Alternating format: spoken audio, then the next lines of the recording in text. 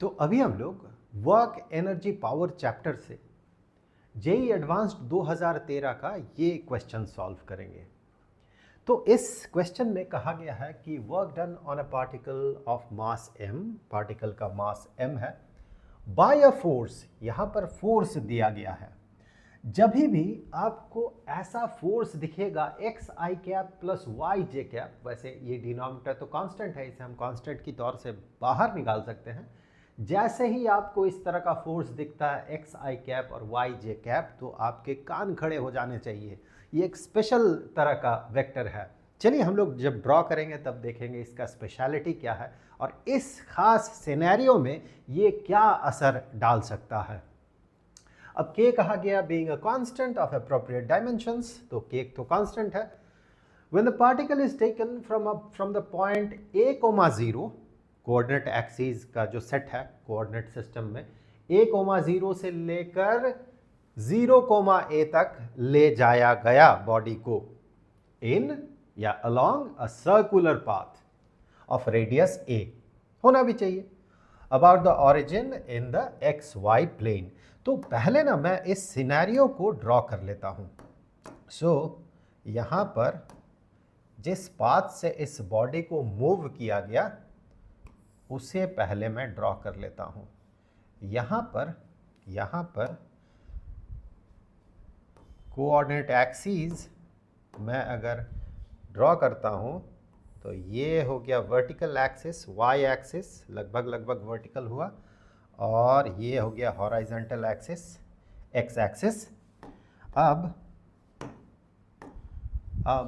ये तो हो गया एक्स एक्सिस और ये हो गया वाई एक्सिस, ये हो गया ओरिजिन, और बॉडी को ले जाया गया a, 0 से लेके 0, a। ये जो सर्कल मैंने ड्रॉ किया ये सर्कल a रेडियस का सर्कल है। तो बॉडी को अगर इस पॉइंट को आप देखें, this point should be a, 0, this point is a, 0, ये पॉइंट, और ऑब्वियसली ये पॉइंट जो हो जाएगा a रेडियस का सर्कल है तो ये हो जाएगा 0, a, यहाँ से यहाँ तक a और यहाँ से यहाँ तक a। So this is 0, a। Body को जो मूव किया गया अलोंग दिस पाथ मूव किया गया ऐसे, इस तरह से। अब यहाँ पर अगर आप इस फोर्स को देखते हैं तो इस फोर्स को मैं कुछ इस तरह से रिप्रेजेंट कर सकता हूँ कि the given force is k which is a constant, अब डिवाइडेड बाय ये जो टर्म है यहाँ से और यहाँ से, ये दोनों कॉमन है, दोनों में ही है तो इसे कॉमन आउट कर सकते हैं हम। So this is X square plus Y square. अब ये 3 डिवाइडेड बाई 2 पावर में है तो मैं इसे ऐसे रिप्रेजेंट कर सकता हूँ, इस तरह से रिप्रेजेंट कर सकता हूँ। बात बराबर है, बात वही है। और ब्रैकेट के अंदर हमें मिला x i cap plus Y j cap. तो आप गौर से देखिए ये एक स्केलर क्वांटिटी है, this quantity is a scalar quantity and this is a vector quantity. तो ओवरऑल जो वेक्टर है, ओवरऑल वेक्टर इसी वेक्टर के डायरेक्शन में होगा।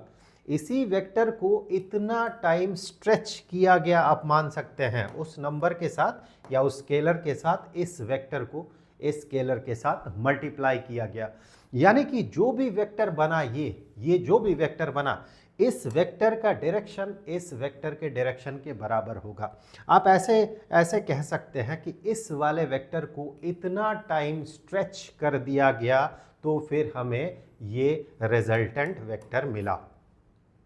ओके, अभी अगर हम लोग इस वाले वेक्टर को समझने की कोशिश करते हैं, x i cap plus Y j cap, ठीक है। तो यहाँ से सबसे पहले तो आप देखें कि बॉडी को मूव किया गया ऐसे यहाँ, यानी कि बॉडी किस किस तरह के पोजीशन में हो सकता है। बॉडी यहाँ हो सकता है, बॉडी यहाँ पर हो सकता है, बॉडी यहाँ पर हो सकता है, बॉडी यहाँ पर हो सकता है। इस सर्कल के जो पेरीफेरी है यहाँ कहीं भी हो सकता है बॉडी, क्योंकि इसी पाथ में बॉडी को मूव किया गया। अब किसी भी एक जगह पे कहीं पर भी बॉडी सिचुएटेड है, वहां पर अगर आप उस पे लगा हुआ फोर्स को अगर आप देखते हैं तो आप ये पाएंगे कि यहाँ पर जो फोर्स है वो है x i cap plus Y j cap. अभी अगर आप एक्स आई कैप को देखते हैं, मैं इस आर्बिट्ररी पॉइंट को एक नाम दे देता हूँ। यहाँ पर हमें जो आर्बिट्ररी पॉइंट मिला, let us say that point is x comma y, this point is x comma y. यानी हम यहाँ से कह सकते हैं, कि यहाँ से सीधे नीचे आ जाए तो दिस इज x कोमा 0, यानी कि यहाँ से यहाँ तक का जो डिस्टेंस है that distance is x, and यहाँ से यहाँ तक का जो डिस्टेंस है that distance is y। That's y this point is x comma y, because ये ओरिजिन है। यानी हम यहाँ से कह सकते हैं कि this vector is x i cap, and ठीक यहाँ से यहाँ तक this is y j cap, क्योंकि यहाँ से यहाँ तक का जो डिस्टेंस है दैट इज वाई, यहाँ से यहाँ तक का डिस्टेंस वाई। अब इन दोनों वेक्टर्स को अगर आप जोड़ते हैं तो आपको एक ऐसा वेक्टर मिलेगा, यहाँ से शुरू होके यहाँ पर उसका अंत होगा इस पॉइंट पे। चाहे एक्स कोमा वाई आप कहीं पर भी कंसीडर कर ले, सिचुएशन ऐसा ही मिलेगा। वेक्टर यहाँ पर जो वेक्टर एक्ट करेगा उस वेक्टर का लेंथ ओरिजिन से लेके यहाँ तक होगा और उसका डायरेक्शन भी ओरिजिन से लेके इस पॉइंट तक होगा। वैसे वेक्टर इस पॉइंट पे लग रहा है तो हम इस वेक्टर को यहाँ से मूव करके यहाँ पर उसे अप्लाई करेंगे। तो आप एक चीज़ देखें, हमने अभी इस वाले वेक्टर को ड्रॉ किया है और ये जो स्केलर क्वांटिटी है, ये स्केलर क्वांटिटी क्या कह रहा है, इसका जो भी वैल्यू होगा, फॉर एग्जांपल इसका वैल्यू अगर 2 निकल के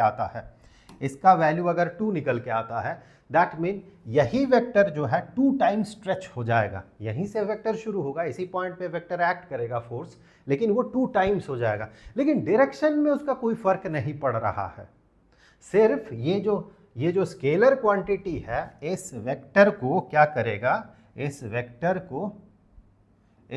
को इस तरह से स्क्वीज करेगा या फिर इस तरह से स्ट्रेच करेगा। इसका और कोई खास रोल है नहीं इस स्केलर का।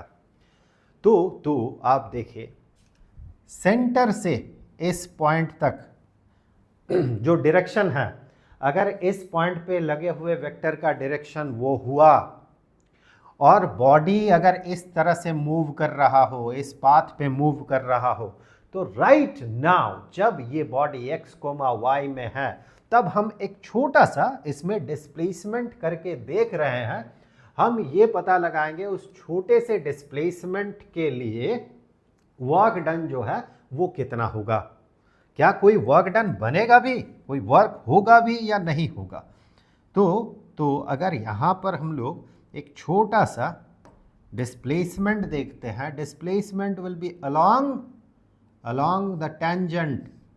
यहाँ पर डिस्प्लेसमेंट, एक छोटा सा डिस्प्लेसमेंट हम यहाँ पर लेट अस से ds डिस्प्लेसमेंट हमने कंसीडर किया यहाँ से लेके यहाँ तक, एंड इस पॉइंट से डिस्प्लेसमेंट किस डायरेक्शन में हो रहा है, अलोंग द टेंजेंट। यानी कि मतलब ये बना कि यहाँ पर हमें पता है कि ये जो है ये एंगल 90 डिग्री का होगा, क्योंकि एक सर्कल अगर आप लेते हैं, एक हम यहाँ पर सर्कल लेते हैं और ये इसका सेंटर मान ले, और हम यहाँ पर एक टेंजेंट ड्रॉ करते हैं। एक टेंजेंट यहाँ पर हमने इस तरह से ड्रॉ कर लिया, इस तरह से टेंजेंट, ठीक। और हम यहाँ से सेंटर से इस पॉइंट को, जहाँ पर टेंजेंट हमने ड्रॉ किया उस पॉइंट को हमने जोड़ दिया। अब इसी को आप प्रोसीड कर सकते हैं, यहाँ से इसी को आप प्रोसीड करके आगे बढ़ा दें। तो आप देखिए जो डिस्प्लेसमेंट हो रहा है, displacement is along this line, along this tangent, और फोर्स जो है, force is along this line, तो ये फोर्स का डायरेक्शन हो गया, यहाँ से फोर्स का डायरेक्शन, और डिस्प्लेसमेंट का डायरेक्शन इधर हो रहा है डिस्प्लेसमेंट। हमें पता है ऐसे सिनेरियो में, हमें पता है क्लियरली, हमें पता है कि ऐसे सिनेरियो में जो टैंजेंट होता है सेंटर से जहाँ जिस पॉइंट पे टैंजेंट ड्रॉ किया गया उस पॉइंट तक आप मिलाएं तो फिर आपको यहाँ पर 90 डिग्री का एंगल मिलता है, ये हमें पता है। यानी कि अगर ऐसा हुआ, ये फोर्स वेक्टर इस डायरेक्शन में और ये ds यानी कि डिस्प्लेसमेंट वेक्टर जो है इस डायरेक्शन में एक दूसरे के साथ 90 डिग्री का एंगल बना रहा हो, तो फिर ये छोटा सा डिस्प्लेसमेंट के लिए जो वर्क डन होगा, that work done dw should be 0। और ये एप्लीकेबल होगा पॉइंट चाहे कहीं पर भी हो। पॉइंट को अगर मैं यहाँ पर कंसीडर करता हूँ तो फिर यहाँ से अगर डिस्प्लेसमेंट देखा जाए तो यहाँ से डिस्प्लेसमेंट होगा इधर अलोंग द टेंजेंट, और यहाँ पर अगर आप फोर्स को देखते हैं, फोर्स का डायरेक्शन देखते हैं, तो फोर्स का डायरेक्शन उस पिछले लॉजिक से ही देखा जाए तो यहाँ से सेंटर से बनेगा वेक्टर, यहाँ तक बनेगा वेक्टर, और चूंकि